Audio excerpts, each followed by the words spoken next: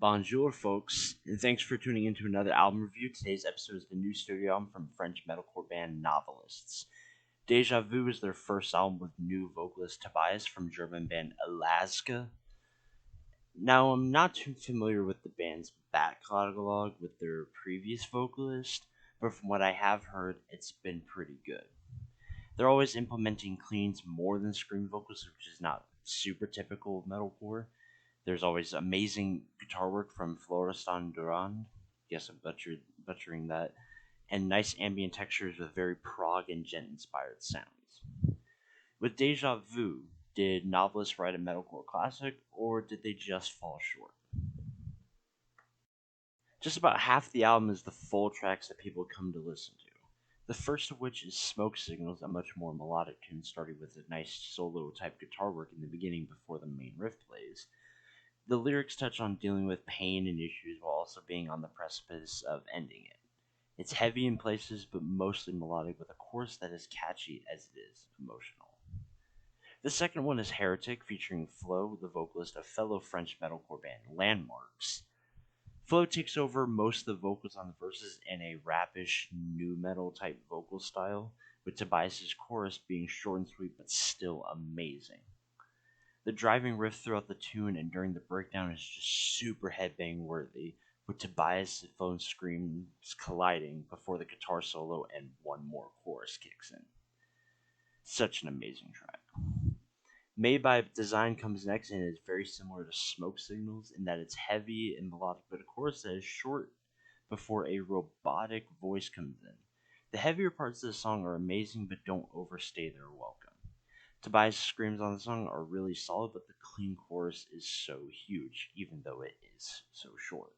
Continuing on the melodic path is The Answer, which starts with some lo-fi effects before the riff and first chorus plays. Not a heavy track at all, and it's very emotional sounding. The song ends for a bit, but then the last 40 seconds is just a nice electronic beat mixed with the guitar playing. A nice little touch. Another one of my favorite tracks is Terrorist, a driving but heavy song, a very solid metalcore cut. A nice chorus, but not one of my favorites off the record. But the second verse does start off a bit different sounding and gets heavier with some nice lower played guitars. The guitar solo does feel a little off in the song and doesn't really match the tone or the vibe, at least in the first part of it. The next song, Do You Really Want to Know, pops up next with a kind of heavy riff in the beginning, nu metal-esque verses, and another amazing chorus. And then a nice groovy breakdown to finish the song. The last full-length song on this record is Lost Cause, which is also the first single and teaser of this record, which we got back in November of 2020. This song combines all the best parts of their sound all into one track. Melodic verses, a heavy build-up to the chorus, and the best chorus on the album by far. The poppy lo-fi samples on this song add such a nice touch. The second verse kicks into the breakdown, which is surprisingly heavy compared to the rest of the record. And then we get a solo and the nice ambient instrumental fade out.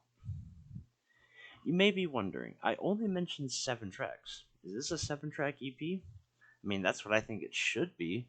But no, the other 5 tracks that fill out the album's runtime are just 5 random instrumental interludes that, in my opinion, don't really serve a really major purpose, as these tracks don't connect the full songs in any way, whether it be from the sound, aesthetic, or thematically.